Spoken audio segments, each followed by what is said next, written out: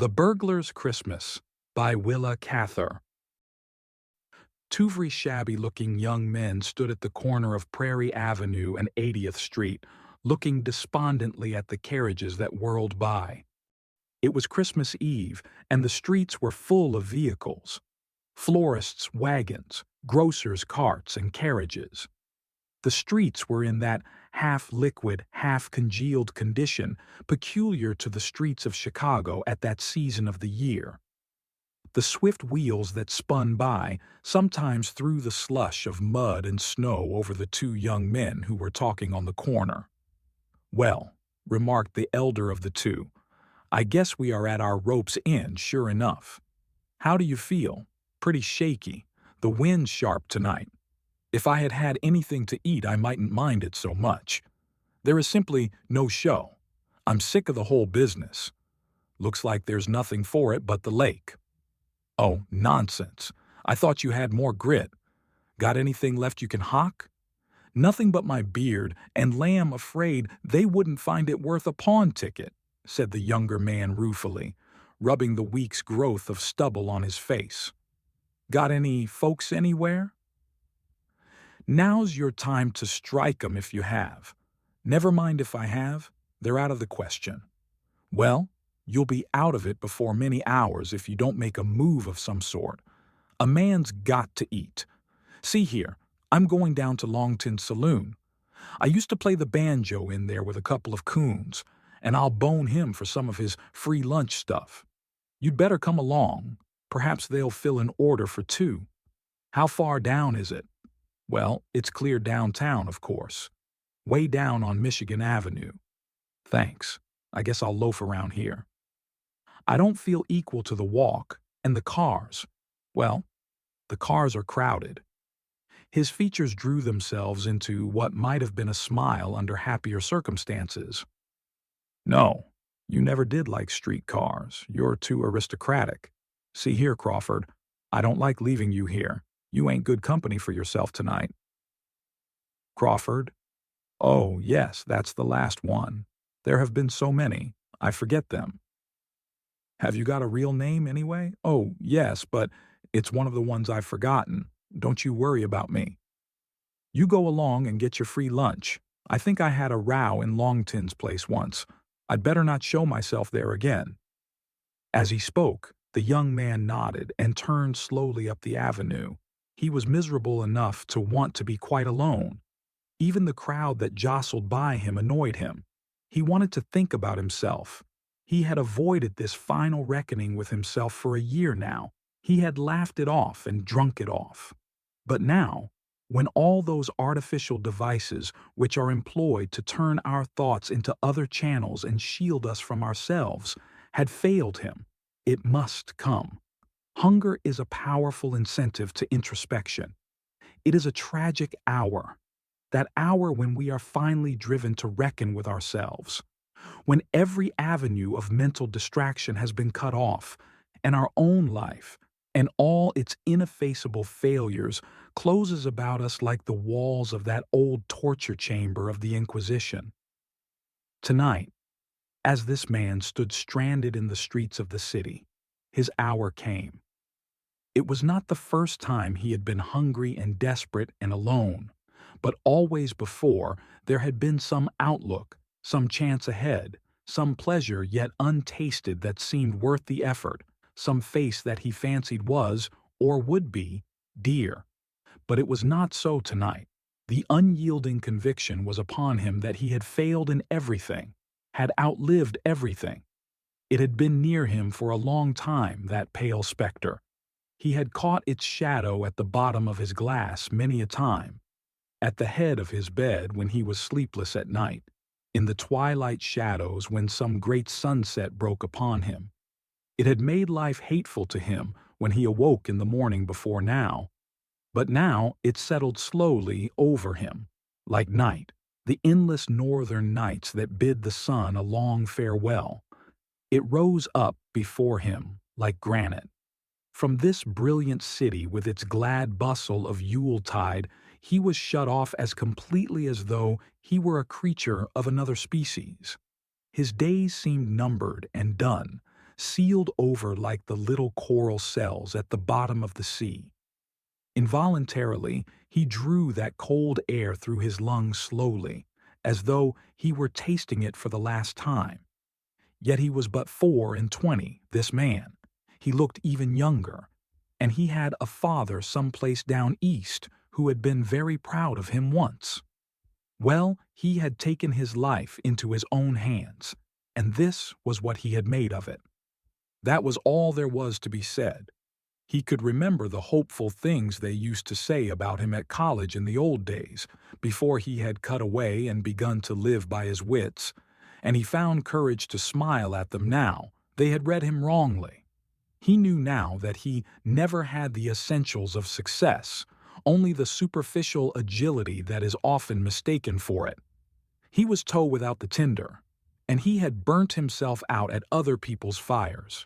He had helped other people to make it win, but he himself, he had never touched an enterprise that had not failed eventually. Or, if it survived his connection with it, it left him behind.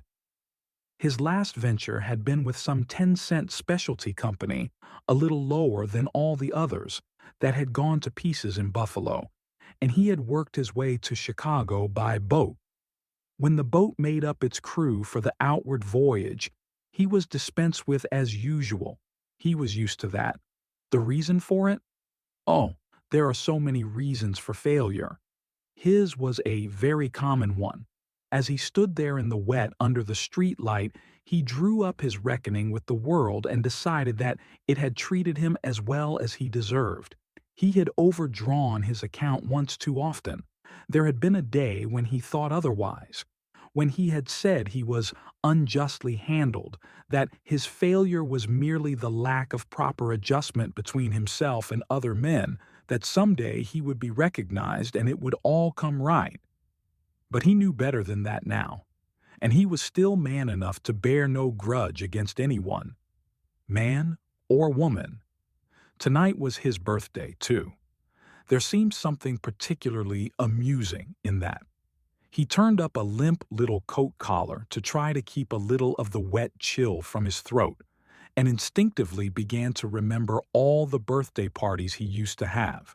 He was so cold and empty that his mind seemed unable to grapple with any serious question. He kept thinking about gingerbread and frosted cakes like a child. He could remember the splendid birthday parties his mother used to give him, when all the other little boys in the block came in their Sunday clothes and creaking shoes, with their ears still red from their mother's towel and the pink and white birthday cake and the stuffed olives and all the dishes of which he had been particularly fond, and how he would eat and then go to bed and dream of Santa Claus. And in the morning he would awaken and eat again, until by night the family doctor arrived with his castor oil, and poor William used to dolefully say that it was altogether too much to have your birthday and Christmas all at once. He could remember, too, the royal birthday suppers he had given at college, and the stag dinners and the toasts and the music and the good fellows who had wished him happiness and really meant what they said. And since then, there were other birthday suppers that he could not remember so clearly. The memory of them was heavy and flat, like cigarette smoke that has been shut in a room all night, like champagne that has been a day opened, a song that has been too often sung, an acute sensation that has been overstrained. They seemed tawdry and garish, discordant to him now. He rather wished he could forget them altogether. Whichever way his mind now turned, there was one thought that it could not escape, and that was the idea of food. He caught the scent of a cigar suddenly, and felt a sharp pain in the pit of his abdomen and a sudden moisture in his mouth.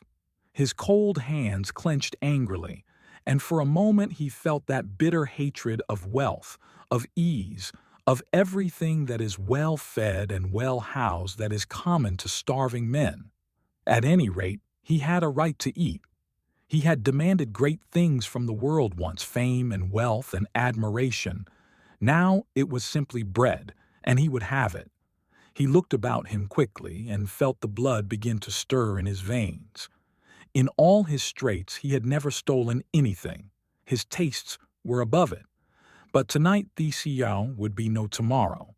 He was amused at the way in which the idea excited him. Was it possible there was yet one more experience that would distract him, one thing that had power to excite his jaded interest? Good. He had failed at everything else. Now he would see what his chances would be as a common thief. It would be amusing to watch the beautiful consistency of his destiny work itself out even in that role. It would be interesting to add another study to his gallery of futile attempts, and then label them all: the failure as a journalist, the failure as a lecturer, the failure as a businessman, the failure as a thief, and so on, like the titles under the pictures of the Dance of Death. It was time that Childe Roland came to the dark tower. A girl hastened by him with her arms full of packages. She walked quickly and nervously, keeping well within the shadow, as if she were not accustomed to carrying bundles and did not care to meet any of her friends. As she crossed the muddy street, she made an effort to lift her skirt a little, and as she did so, one of the packages slipped unnoticed from beneath her arm. He caught it up and overtook her. "Excuse me, but I think you dropped something," she started. "Oh, yes, thank you. I would rather have lost anything than that." The young man turned angrily upon himself. The package must have contained something of value. Why had he not kept it? Was this the sort of thief he would make? He ground his teeth together. There is nothing more maddening than to have morally consented to crime and then lack the nerve force to carry it out. A carriage drove up to the house before which he stood. Several richly dressed women alighted and went in. It was a new house, and must have been built since he was in Chicago last. The front door was open, and he could see down the hallway and up the staircase. The servant had left the door and gone with the guests. The first floor was brilliantly lighted, but the windows upstairs were dark. It looked very easy just to slip upstairs to the darkened chambers where the jewels and trinkets of the fashionable occupants were kept. Still burning with impatience against himself, he entered quickly. Instinctively, he removed his mud-stained hat as he passed quickly and quietly up the staircase. It struck him as being a rather superfluous courtesy in a burglar, but he had done it before he had thought. His way was clear enough. He met no one on the stairway or in the upper hall. The gas was lit in the upper hall. He passed the first chamber door through sheer cowardice. The second he entered quickly, thinking of something else lest his courage should fail him, and closed the door behind him. The light from the hall shone into the room through the transom. The apartment was furnished richly enough to justify his expectations. He went at once to the dressing case. A number of rings and small trinkets lay in a silver tray. These he put hastily in his pocket. He opened the upper drawer and found, as he expected, several leather cases. In the first he opened was a lady's watch. In the second, a pair of old-fashioned bracelets. He seemed to dimly remember having seen bracelets like them before, somewhere. The third case was heavier. The spring was much worn, and it opened easily. It held a cup of some kind. He held it up to the light, and then his strained nerves gave way, and he uttered a sharp exclamation. It was the silver mug he used to drink from when he was a little boy. The door opened, and a woman stood in the doorway facing him. She was a tall woman with white hair and evening dress. The light from the hall streamed in upon him, but she was not afraid. She stood looking at him a moment, then she threw out her hand and went quickly toward him. "Willie, is it you?" He struggled to loose her arms from him, to keep her lips from his cheek. "Mother, you must not. You do not understand. Oh my God, this is worst of all." Hunger, weakness, cold, shame, all came back to him, and shook his self-control completely. Physically, he was too weak to stand a shock like this. Why could it not have been an ordinary discovery, arrest, the station house and all the rest of it? Anything but this. A hard, dry sob broke from him. Again, he strove to disengage himself. "Who is it? Says I shall not kiss my son. Oh, my boy, we have waited so long for this. You have been so long in coming, even I almost gave you up." Her lips upon his cheek burnt him like fire. He put his hand to his throat and spoke thickly and incoherently. "You do not understand. I did not know you were here. I came here to rob. It is the first time, I swear it. But I am a common thief. My pockets are full of your jewels now. Can't you hear me? I am a common thief." "Hush, my boy. Those are ugly words. How could you rob your own house? How could you take what is your own? They are all yours, my son, as wholly yours as my great love. And you can't doubt that, Will, do you?" That soft voice, the warmth and fragrance of her person stole through his chill, empty veins like a gentle stimulant. He felt as though all his strength were leaving him, and even consciousness. He held fast to her, and bowed his head on her strong shoulder, and groaned aloud. "Mother, life is hard, hard." She said nothing, but held him closer. And oh, the strength of those white arms that held him. Oh, the assurance of safety in that warm bosom that rose and fell under his cheek. For a moment they stood so, silently. Then they heard a heavy step upon the stair. She led him to a chair and went out and closed the door. At the top of the staircase she met a tall, broad-shouldered man with iron-gray hair and a face alert and stern. Her eyes were shining and her cheeks on fire. Her whole face was one expression of intense determination. "James, it is William in there. Come home. You must keep him at any cost. If he goes this time, I go with him. Oh, James, be easy with him. He has suffered so." She broke from a command to an entreaty and laid her hand on his shoulder. He looked questioningly at her a moment, then went in the room and quietly shut the door. She stood leaning against the wall, clasping her temples with her hands and listening to the low, indistinct sound of the voices within. Her own lips moved silently. She waited a long time, scarcely breathing. At last, the door opened, and her husband came out. He stopped to say in a shaken voice, "You go to him now. He will stay. I will go to my room. I will see him again in the morning." She put her arm about his neck. "Oh, James, I thank you. I thank you. This is the night he came so long ago, you remember? I gave him to you then. And now, you give him back to me." "Don't, Helen," he muttered. "He is my son. I have never forgotten that. I failed with him. I don't like to fail. It cuts my pride. Take him and make a man of him." He passed on down the hall. She flew into the room where the young man sat, with his head bowed upon his knee. She dropped upon her knees beside him. Ah, it was so good to him to feel those arms again. He is so glad, Willie, so glad. He may not show it, but he is as happy as I. He never was demonstrative with either of us, you know. Oh my God, he was good enough, groaned the man. I told him everything, and he was good enough. I don't see how either of you can look at me, speak to me, touch me.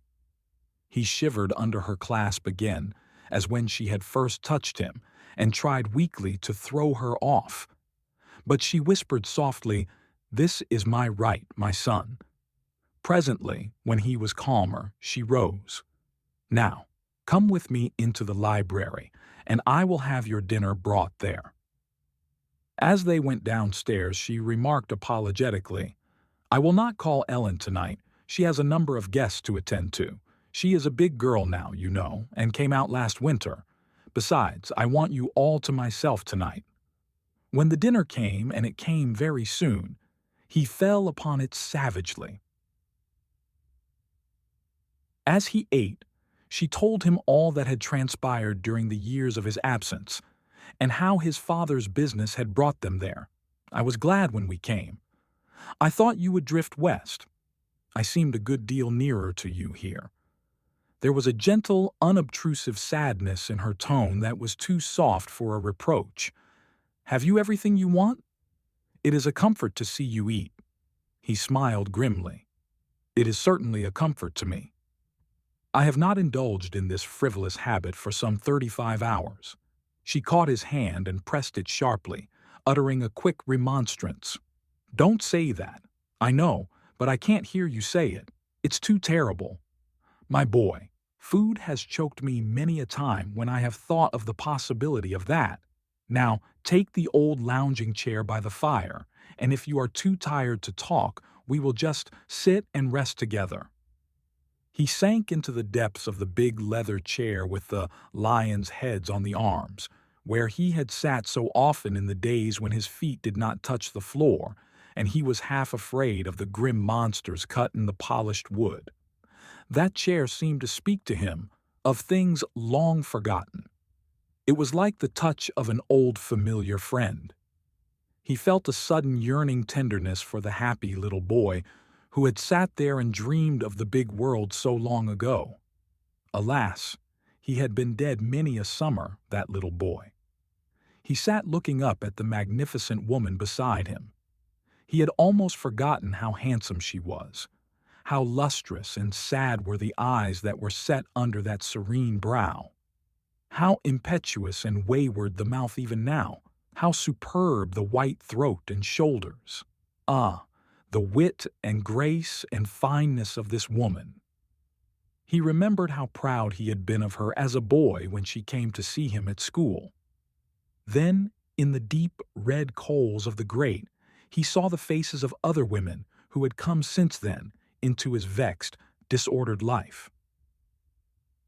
Laughing faces, with eyes artificially bright, eyes without depth or meaning, features without the stamp of high sensibilities.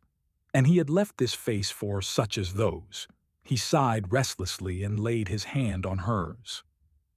There seemed refuge and protection in the touch of her, as in the old days when he was afraid of the dark. He had been in the dark so long now, his confidence was so thoroughly shaken, and he was bitterly afraid of the night and of himself. Ah, mother, you make other things seem so false.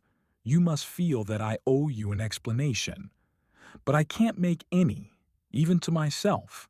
Ah, but we make poor exchanges in life. I can't make out the riddle of it all. Yet there are things I ought to tell you before I accept your confidence like this. I'd rather you wouldn't, Will. Listen, between you and me there can be no secrets. We are more alike than other people. Dear boy, I know all about it. I am a woman, and circumstances were different with me. But we are of one blood. I have lived all your life before you. You have never had an impulse that I have not known. You have never touched a brink that my feet have not trod. This is your birthday night. 24 years ago, I foresaw all this. I was a young woman then, and I had hot battles of my own, and I felt your likeness to me. You were not like other babies. From the hour you were born, you were restless and discontented, as I had been before you. You used to brace your strong little limbs against mine and try to throw me off as you did tonight. Tonight you have come back to me, just as you always did after you ran away, to swim in the river that was forbidden you, the river you loved because it was forbidden. You are tired and sleepy, just as you used to be then, only a little older and a little paler and a little more foolish. I never asked you where you had been then, nor will I now. You have come back to me. That's all in all to me. I know your every possibility and limitation, as a composer knows his instrument. He found no answer that was worthy to give to talk like this. He had not found life easy since he had lived by his wits. He had come to know poverty at close quarters. He had known what it was to be gay with an empty pocket, to wear violets in his buttonhole when he had not breakfasted, and all the hateful shams of the poverty of idleness. He had been a reporter on a big metropolitan daily, where men grind out their brains on paper until they have not one idea left, and still grind on. He had worked in a real estate office where ignorant men were swindled.